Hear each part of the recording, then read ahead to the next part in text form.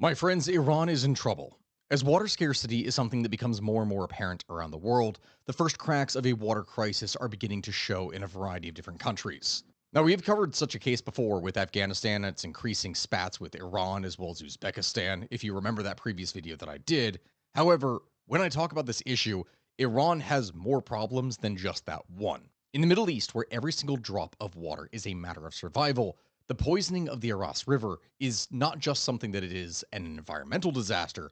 This is something that is a geopolitical fault line that could very easily turn ugly. Already, Iran is in the midst of a water crisis, one that gets worse by the day and could very easily put itself in conflict with its neighbors that could grow beyond mere words and turn into physical violence. Here's the thing that you need to understand, my friends. Iran's water crisis is considered extremely severe, with the country categorized as one of the most water-stressed nations globally, utilizing nearly all of its available freshwater supply due to a variety of different factors. Whether this is from climate change, unsustainable agricultural practices, poor water management, and so much more, leading to significant concerns about water scarcity and potential humanitarian impacts upon the population. Many areas experience regular water shortages and dwindling groundwater levels, something that is growing only worse as time goes on, with many experts calling it a quote, water bankruptcy situation. To put this into perspective, so you understand what it is that I'm talking about, according to recent reports, the country is experiencing a significant decline in precipitation levels, with a drop of around 20 to 25% in key regions, which is leading to rapid desertification in many different areas.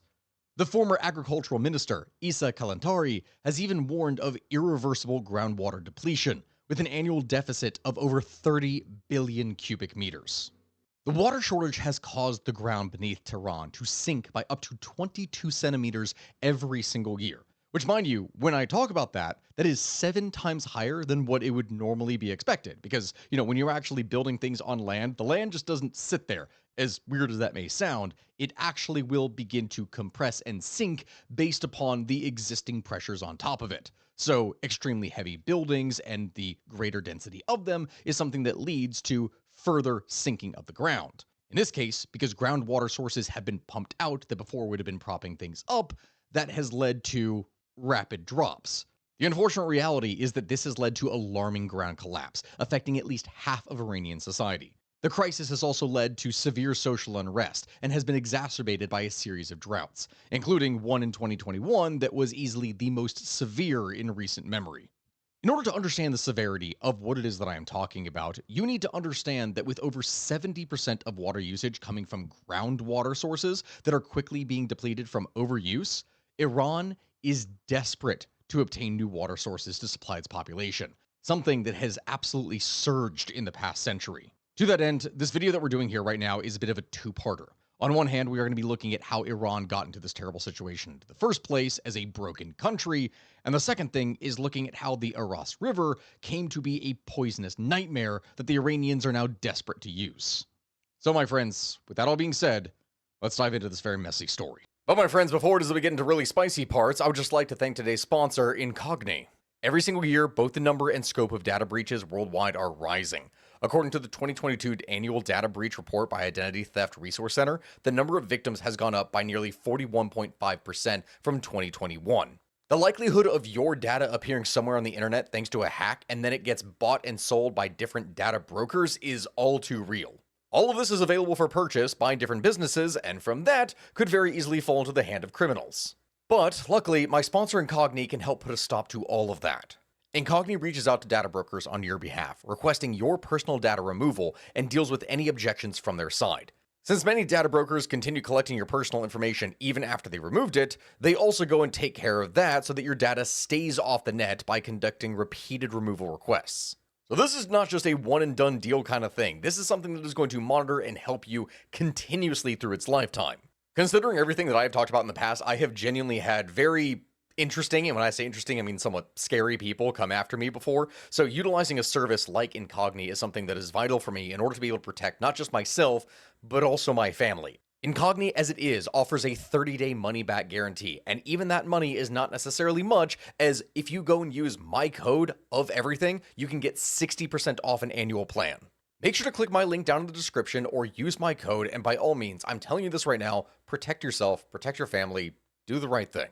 First off, as always here in the History of Everything, we're going to need to explain some context about Iran, something that we always do, just so that you can understand exactly where it is that we're coming from. Now, when I talk about that, you all know exactly how I operate. We're not going to go too far back this time, as we normally do, as the story of Iran's water crisis and decay as a state is inexplicably tied to its modern existence and population growth in comparison to what necessarily was happening 500 or 600 years ago, like I always end up typically starting out with. Look, I know the reputation I have, just please bear with me on this. The water crisis that we're thus focusing on is something that really only took root heading into the 20th century. And from that, the history of modern Iran is something that begins with the Pahlavi dynasty, which ruled from 1925 to 1979. This dynasty was founded by Reza Shah, a former army officer who seized power in 1921 and is extremely relevant, both himself personally and his dynasty, to our story. Reza Shah implemented a series of modernizing reforms, including the creation of a modern army, the expansion of education and healthcare, and crucially, the development of infrastructure. He would also promote the use of the Persian language and culture and sought to reduce the influence of foreign powers in Iran. At the same time that he took power, the population of Iran was approximately 10 million people. Now, keep this number in mind, as it is extremely relevant in the future. The current population of Iran, if we're going to skip forward, is around 90 million people, a 900% increase, which would eventually put immense strain on water sources in a country that was already quite dry. Mind you as well, we're talking about a 900% increase over the course of around a century, not 500 years. Anyway, the projects that he would launch, though enriching the country and state, would also drastically increase water usage, as intense focus was placed upon cash crops, such as cotton, which, for anyone who has ever had any experience with it or knows about it, it is a very water-hungry plant, something that we actually covered in our previous video talking about Afghanistan and Uzbekistan. Fast forward a little bit of time, and in 1941, Reza Shah was forced by Britain and the USSR to abdicate in favor of his son, Mohammad Reza Pahlavi, due to his perceived closeness to Nazi Germany. After World War II, Mohammad Reza Pahlavi would continue his father's modernizing policies, but at the same time, he did face severe opposition from different elements within society and the political fringes, the Communist Tudeh Party and the Nationalist National Front. Fast forward a bit more time after this, and in the 1950s and 60s, Iran would experience rapid economic growth, driven by the oil industry as well as foreign investment. The country became a major player in the global economy, and the Shah's government would implement a series of development plans in order to modernize the state, the people, agriculture, everything. Dramatic land reform in the 1960s and 1970s would be encouraged by the John F. Kennedy administration during what was called the White Revolution, something which further developed industry and boosted agriculture, while at the same time largely ignoring any hydrological concerns that steadily were building in the background. You see, my friends, this whole thing is going to sound a little bit weird, but you're going to hear it time and time again over the course of this video that Iran didn't necessarily, at any given point in its history, properly prepare or account for what it probably should have for development plans. What I mean by that is that they didn't really count water as being a major limitation to population growth. In fact, Iranian leaders under the Shah and then under the Islamic Republic that would follow thought that they could simply, obtain or buy or develop technology to overcome the shortfall in water resources. After all, it's the current year, isn't it? Surely we'll be able to fix all of our problems with modern technology. Yeah, no, that wasn't really going to work out. And look, my friends, this mentality is not something that was necessarily specific to Iran, so it's not fair to just rag on them. Egypt, Iraq, Libya, Saudi Arabia, and many more oil states also had similar ambitions, thinking that they were going to be able to do whatever it is that they wanted, develop whatever it is that they needed, and overcome their natural water limitations and achieve food self-sufficiency. That was a crucial ideological goal of just about every single state that did not want to be dependent upon either the West or really anyone else for that matter. In fact, Iraq and its current issues are a very painful reminder of that, which I'm going to need to do an episode on here. Anyway, across the region, leaders took pride in concrete and steel. That was the true mark of success. Major engineering projects such as dams were symbols of development and progress, of modernizing the state, of showing the people that they were doing a good job. After all, These building projects would go and create jobs. It would boost the economy in the short run, and from there, you were able to get hydroelectric sources of energy that could fuel the population. Under the monarchy, Iran would look to the United States for models for development. Two projects, in fact, had a very big impact on planners in Iran for decades. One of these was the development of the Hoover Dam, the tallest dam in the world at the time when it was completed in 1935. And the second part was the Tennessee Valley Authority, the TVA. This being a New Deal program that would greatly expand electric and water infrastructure across 7 states in the South in the 1930s, and was, for all intents and purposes, a huge success for the United States. So it was then, in the 1950s, that Iran would contract with the Development and Resources Corporation, an American company led by two former TVA chairmen, in order to develop the Khuzestan province using the exact same approach as what they did with America. Building dams would essentially, from that point on, become a defining trait of the Iranian regime, and also the one that would follow. I say that, my friends, because despite modernization, the Shah's regime was also extremely authoritarian and repressive, and opposition to his rule was only something that would grow throughout the 1960s and 1970s. The Shah's secret police, the SAVAK, was notorious for its human rights abuses, and the regime would face criticism from both the left and right, but it was the religious elements of society that would be his undoing. In 1978, a series of protests and demonstrations would break out across Iran, calling for the Shah's overthrow and the establishment of an Islamic republic. These protests were led by a coalition of different opposition groups, including the National Front on the right, the Tudeh Communist Party on the left, and of course, the Islamic clergy. In 1979, the Shah would flee the country, and from that, Ayatollah Ruhollah Khomeini, a prominent Shia cleric, would return from exile in order to become the leader of the revolution. Khomeini would establish a new government, something that was based on Islamic principles, and began to implement a series of policies that specifically were aimed at creating what he saw as a more just and equal society. Something that, when I talk about this, because remember this is very loaded language, was specifically rooted in hardline Islamic tradition. Of course, because the clergy is now what is in charge, as you can imagine, the new government faced opposition from the left and right, and from that, a series of violent conflicts would break out across the country. In 1979, the US Embassy in Tehran was stormed by a group of students who would take American diplomats hostage. This crisis, which became known as the Iranian hostage crisis, would last for 444 days and severely damaged relations between Iran and the US. The country was in chaos at this point, but as my shirts say, which again, you can buy that link down below, wait, it was only going to get worse, because now the devil's lover was about to enter onto the scene. I really hope when I say that someone in the comment section is going to get this reference. If they don't, I'm going to be severely disappointed. Yes, my friends, in 1980, Iraq, led by Saddam Hussein, would launch a surprise attack on Iran, hoping to take advantage of the country's instability. The war, which lasted for 8 years, was one of the bloodiest conflicts in the entire 20th century and had a devastating impact on both countries. And now look, I'm not going to go into detail about this war because that easily should be its own podcast episode and we really do need to move on. But to understand the severity of this, we are talking about an 8-year conflict, as it's not going to end until 1988 with the signing of a ceasefire agreement, and over the course of that 8 years, World War I style tactics and trench warfare were being utilized. For 8 long years, the conflict raged in this manner. And the countries, as a result, were devastated in just about every single way that you can imagine, with the key area that we will focus on here for this video being water.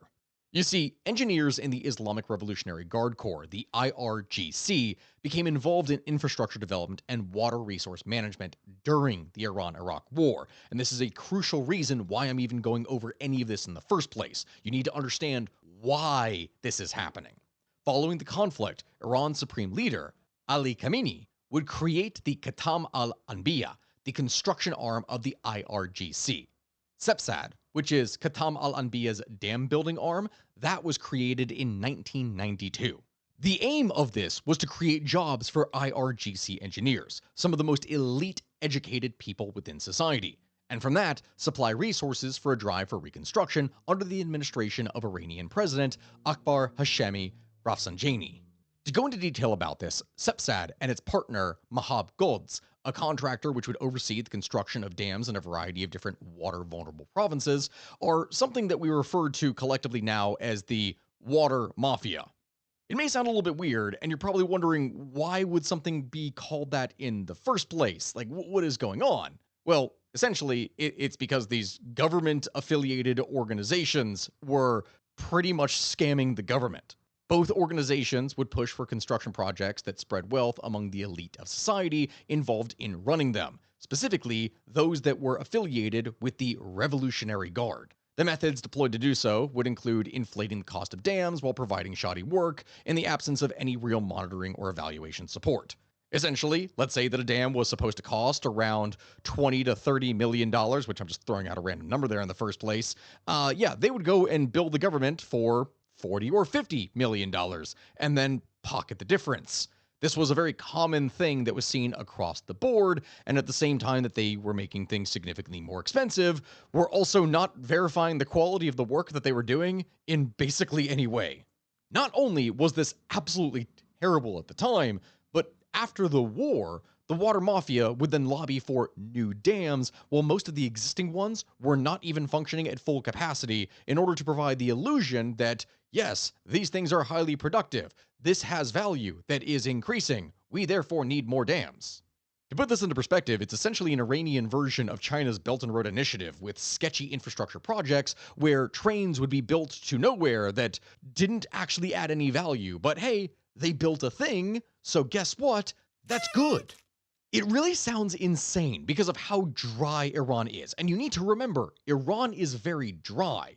It still somehow became the world's third largest dam builder after China and Japan during this period. But the problem was, it overdammed its rivers and degraded the environment. Many dams were built in poor locations with very little practical use or increased adverse effects. As a result, many people were displaced, and valuable wetlands and their ecosystems were seriously damaged as the country was ravaged by a series of droughts for the next 30 years. As Issa Kalantari, the head of Iran's Environment Department and former Minister of Agriculture, would admit in 2018, quote, "We made these mistakes in the 1980s. Then we came to realize that in the places we'd built the dams, we shouldn't have built any, and in the places where we should have built the dams, we didn't build any." End quote. Now, to you, the listener, that might sound a little bit odd, like, oh, what do you mean they built dams where they should not have? Well, listen to this. It's just one example of what it is that I'm talking about. The Gotvin Dam, completed in 2012 in Khuzestan, was built on salt beds that, once you had them filled up, made the water in the reservoir unfit for irrigation. Because go figure, now you had salt water, something that could not be used for agriculture. Like, I can't stress this enough. Like, the fact that this was done with no forethought as to what it meant for the future is simply astounding. Virtually all environmental experts would agree that the project was a terrible engineering mistake, but the government downplayed the impact. Which, hey, I mean, they could, because, there's other dams, but what the government could not hide, though, was the straight-up disappearance of an entire lake. Lake Urmia. Yes, my friends, in a situation that is similar to what the Soviet Union did with the Aral Sea, which is its own entire shit show in the first place, the Iranians would destroy what was once the largest lake in the entire Middle East. You see, in the modern era, Lake Urmia would undergo significant changes, with the construction of dams, canals, and other infrastructure alternating the lake's hydrology and ecosystem. The lake's water level began to decline in the 1960s, with the construction of the Shahi Dam in the Zarana River, which reduced the amount of water that was flowing into the lake, thus gradually causing it to drop as water evaporated. More and more water sources were siphoned away to fuel intensive agriculture efforts, and as a result, the lake's surface area would decrease by approximately 20% between 1960 and 1990, with the lake's water level dropping by around 2 meters. This was something that was very severe, but you have to remember that it was the 1990s where the serious infrastructure projects were underway. And so the decline of Lake Urmia would only accelerate in the 2000s, with the lake's water level dropping by over 5 meters between 2000 and the year 2015. The lake's surface area would decrease by approximately 80% during this time period, with the lake's ecosystem completely collapsing as a result, and many species of plants and animals becoming extinct or severely endangered. But wait, my friends, it gets worse. With the complete destruction of all water on the lake, this led to the lake bed being completely exposed, and led to the release of salt and other minerals into the air, causing soil salinization and reducing agricultural productivity in the surrounding land, hurting the very thing that the water was siphoned away from the lake to do so in the first place. I swear, this entire thing is like a severe comedy of errors, except it's not really funny because it's the everyday people of Iran that have had to pay the price. The lake's decline would lead to the release of toxic dust into the air, causing respiratory problems and other health issues for local communities, even after it devastated their economic viability, destroying fishing and tourism industries, as well as just about any other major economic activity that you could possibly have. Protests by locals, social media campaigns, and photos of marooned ships. We're talking ships just stuck in what looks like a straight up desert because there is no water, would help to build public awareness of the severity of the problem. As a result, President Hassan Rouhani's government from 2013 to 2021 would begin a degree of conservation efforts, which is good, but that has not resulted in what was promised, the restoration of the lake. It is a shadow of its former self, and by all intents and purposes, doesn't really exist anymore. The situation, as you can imagine and very clearly see, was obviously not good. But even as policymakers became aware that the dams were having undeniable consequences on the environment and the population, they continued to build them, either prioritizing ideology over science or simply giving into corruption because, again, remember, members of the Iranian Revolutionary Guard were involved in all of these projects, and they were the ones that were able to gain the most benefits. The entire thing sounds crazy, but that's just it, my friends.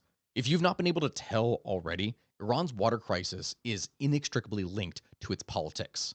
And to that end, if you want to see a prime example, you need to look no further than its subsidy policies, something that came about since the 1979 revolution and was carried out in the name of, quote, the oppressed. Now, this might sound odd to say considering that we're talking about an extremely oppressive state like Iran, but hey, the Islamic Republic has remained committed to a welfare state ideology that is centered on social justice through Islam ever since. Initially introduced to alleviate the difficulties of the 8-year war with Iraq, subsidies have been maintained in order to counteract any political and economic challenges that may come from the general population. The people are, for all intents and purposes, dependent upon the state, in the same way that many oil-rich nations have the population dependent upon them for just about every kind of subsidized good you can imagine. And the state knows this, which helps it to maintain power. How, you may wonder? Well, Iran, recognized as one of the highest water consumers per capita, heavily subsidizes water consumption for its citizens. These subsidies are aimed specifically at helping rural farmers, who account for around a quarter of the country's entire population and workforce, and constitute a bedrock of political support for the regime. If they don't have the support of the farmers, they don't really have the support of the general population that put them into power in the first place. However, subsidy policies have only made the overuse of water resources worse. Moreover, at the same time that I talk about that, between the year of 2015 and 2022, a quarter of Iran's farmers lost their jobs, mostly due to, as you could probably guess from everything I've described, a lack of water. Like, remember all those examples that I gave here before with the dam projects and the things drying up or becoming salinated, and a lot of this was done in order to increase the presence of agricultural land? Yeah, all that was straight up disappearing within the span of a decade or two. And so, besides the mounting monetary costs of subsidies, a large portion of the state's budget is directed specifically towards water resource management schemes. The principal financial beneficiaries of this regime are regime insiders, members of the Revolutionary Guard, the people that are part of the water mafia who are able to enrich themselves off of these massive infrastructure water projects. And amidst worsening water scarcity, disastrous management, and severe corruption, people in Iran are getting more and more upset. And that is something that really should not be a surprise. The shortages have spurred protests across the country, something practically unheard of since the days of the initial revolution, galvanizing the government to do something to address the situation. Between September and November of 2018, farmers from the Isfahan province would stage a 40-day protest against local officials' mismanagement of water supplies.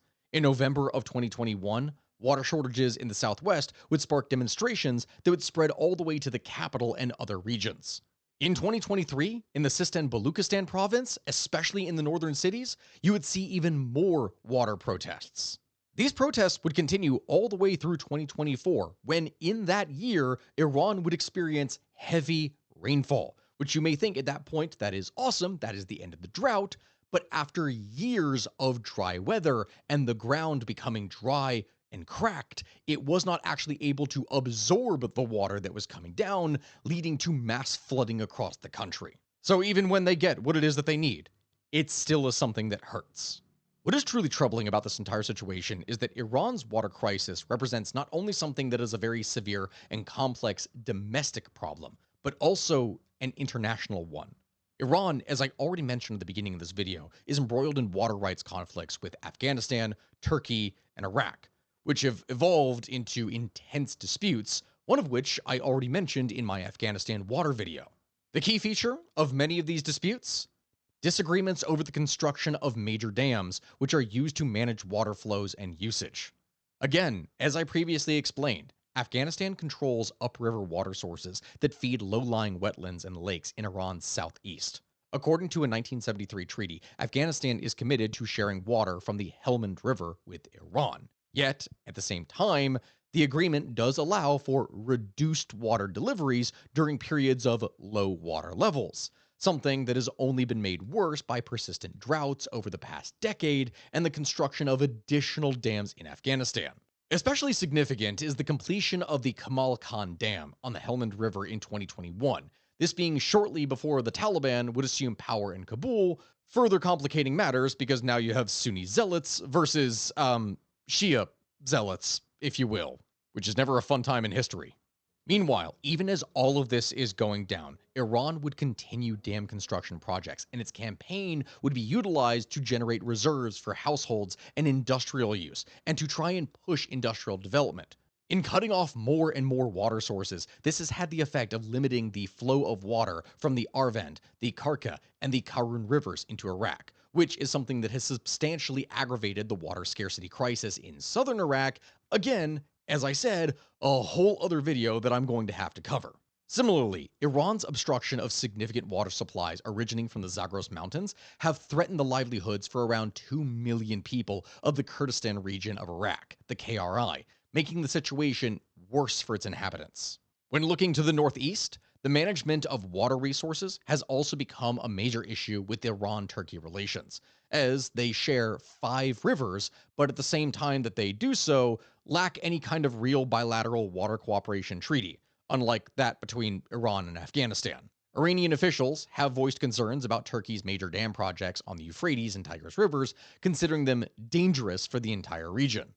In a ploy that seems very obviously meant to distract from their own issues with Iraq, they have attributed Iraq's water troubles to Turkey and have accused Ankara's water policy of contributing to dust storms that affect both Iraq and Iran. Along with that, they've raised specific objections against dam construction on the Aras River, which flows eastward along the Iran-Armenia and Armenia-Azerbaijan borders until ultimately reaching the Caspian Sea. As it stands, sporadic attempts at water diplomacy haven't really made any progress towards resolving these disputes.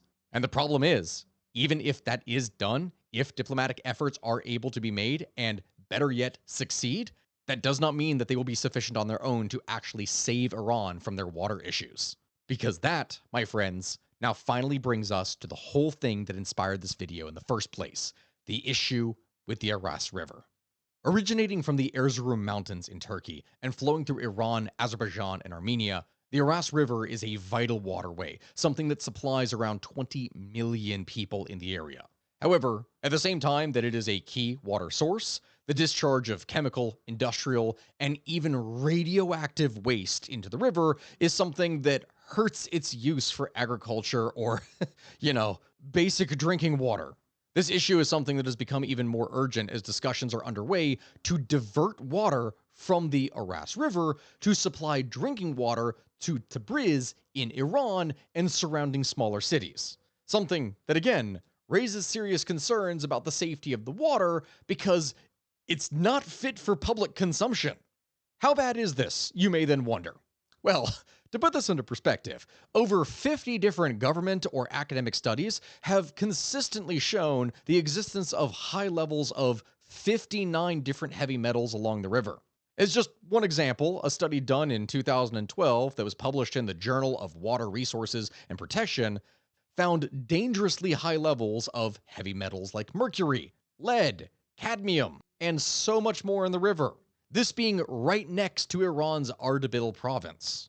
Researchers would classify different sections of the river based on pollution levels, and some of the areas were already so contaminated that it wasn't just the immediate water that was in danger, it was a serious risk to both human and plant, like agriculture health, in the surrounding area as well. And my friends, it doesn't stop there. In 2017, a study by Iranian researchers monitoring heavy metal in the Aras River along the Iranian-Armenian border found that toxins such as aluminum, copper, boron, molybdenum would all exceed safe limits. This was bad, but it would also go beyond the water. Tests on river sediment and local plant life would show an alarming buildup of toxins, confirming that the contamination wasn't something that was just in the water that you could get by drinking it or bathing in it. It was embedded into the very environment itself, and after years of this taking place, has only grown worse as the toxins have accumulated with years of persistent droughts. 5 years later, in 2022, another study that was conducted with watershed engineering and management found that as rainfall decreased and water flow slowed, pollution levels in the area were only going to rise. Nitrates and phosphates, which already are a problem and in many different rivers around the world are a severe problem, this is projected to only increase as with increased evaporation, it leads to a higher concentration of these substances inside of the waterways.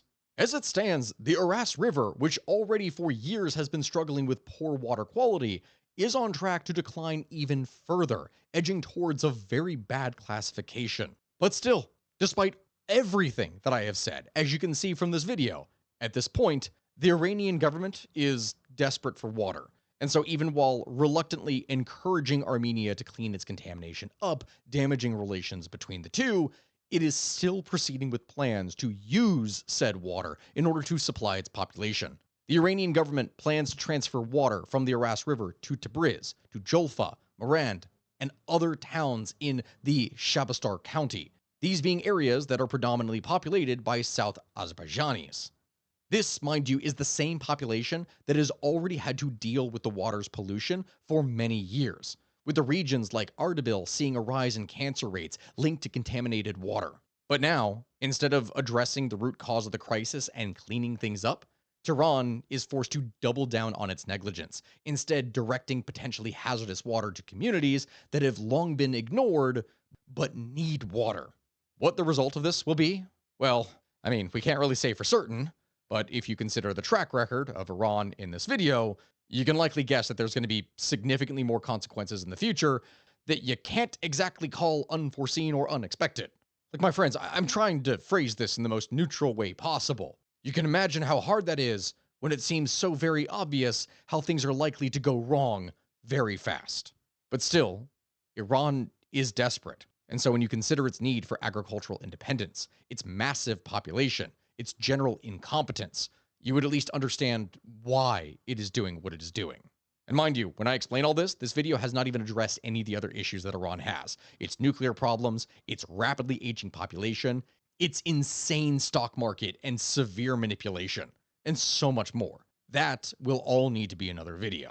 But either way, that, my friends, is the end of things here today. I appreciate all of you for watching. Thank you so much. Let me know in the comment section below what it is that we should cover next, if there's any other ideas that you want to talk about. I have already seen about a scenario if we go into more water sources for what has happened with the Ganges and people dying from bathing in it. So that might be something that we're going to have to talk about here in the future. But either way, let me know in the comment section below. I'll see you all next time, and goodbye, my friends.